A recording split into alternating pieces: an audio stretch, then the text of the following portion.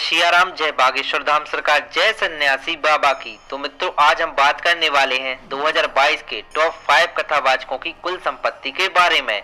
हम इस वीडियो में आपको इन सभी 5 कथावाचकों की यूट्यूब से होने वाली कमाई के साथ साथ इनकी कुल संपत्ति के बारे में भी बताएंगे।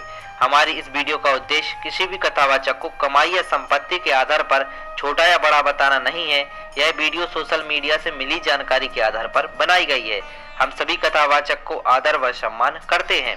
वैसे तो मित्रों, किसी भी कथावाचक का उद्देश्य धन कमाना नहीं होता है।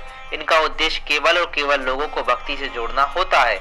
इनकी कमाई का आधे से भी ज्यादा धन इनके द्वारा चलाई जा रही सेवाओं में खर्च हो जाता है। जैसे कोई कथावाचक आश्रम चला रहा है, कोई गौ सेवा कर रहा है, कोई गरीब कन्याओं की विवाह कर रहा है और कोई तो आजीवन विशाल भोजन भंडारा भी करवा रहा है। और कोई कथावाचक तो ऐसे हैं जो यह सब एक साथ करवा रहे हैं, जिससे इनकी होने वाली कमाई का आधे से भी ज्यादा धन इनकी सेवाओं में खर्च हो जाता है। परंतु मुझे जो सोशल मीडिया से जानकारी मिली है, उसके द्वारा मैं आपको इनकी संपत्ति के बारे में बताऊंगा। तो संपत्ति के आधार पर टॉप 5 की सूची में नंबर 5 पर आती हैं राजस्थान की मशहूर कथावाचिका देवी जया किशोरी जी। यह मात्र 9 वर्ष की आयु से ही अध्यात्म से जुड़ गई थी, जिसके कारण जया किशोरी जी के पास ज्ञान का विशाल भंडार है। और मात्र 19 वर्ष की उम्र में इन्होंने भक्तों के दिल में भजन और कीर्तन से जगह बनाई है। यह एक कथावाचिका के साथ साथ एक अच्छी गायक व मोटिवेशनल स्पीकर भी हैं। इनकी कमाई के बारे में हम बात करें तो यह यूट्यूब से एक महीने में 10 लाख रुपए तक कमाती हैं। और इनकी कुल संपत्ति के बारे में बात करें, सोशल मीडिया पर इनकी कुल संपत्ति 15,000 करोड़ रुपए बताई गई है। अब संपत्ति के आधार पर नंबर 4 पर आते हैं बागेश्वर धाम सरकार। इनका असली नाम पंडित धीरेन्द्र कृष्ण शास्त्री है और यह छतरपुर मध्य प्रदेश से हैं। इन्होंने स्कूली शिक्षा के साथ साथ स्नातक भी पास किया है। इनके देश में ही नहीं बल्कि विदेशों में भी लोग इनके दीवाने हैं। इनकी बुंदेली बोली लोगों के हृदय को स्पर्श करती है। अगर हम इनकी यूट्यूब से होने वाली एक महीने की कमाई के बारे में बात करें तो यह यूट्यूब से हर महीने 40 लाख रुपए तक कमाते हैं। और सोशल मीडिया से प्राप्त कुल संपत्ति की जानकारी के बारे में बात करें तो इनके पास 25 से 30 हजार करोड़ की संपत्ति है। अब संपत्ति के आधार पर नंबर 3 पर आते हैं सीहोर मध्य प्रदेश के रहने वाले बेहद मशहूर शिव पुराण कथावाचक पंडित प्रदीप मिश्रा जी सीहोर वाले। इनका उपनाम रघुराम है।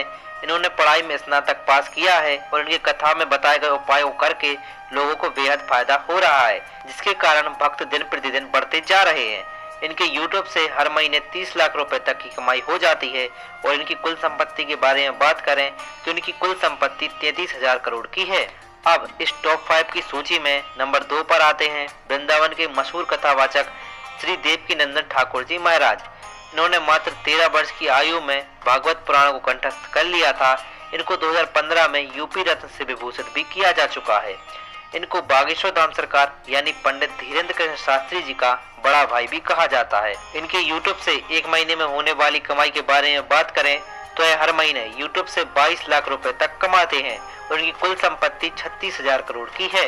तो मित्रों, अब इस टॉप 5 की सूची में नंबर 1 पर आते हैं वृंदावन के बेहद मशहूर कथावाचक परम पूज्य श्री अनिरुद्धाचार्य जी महाराज।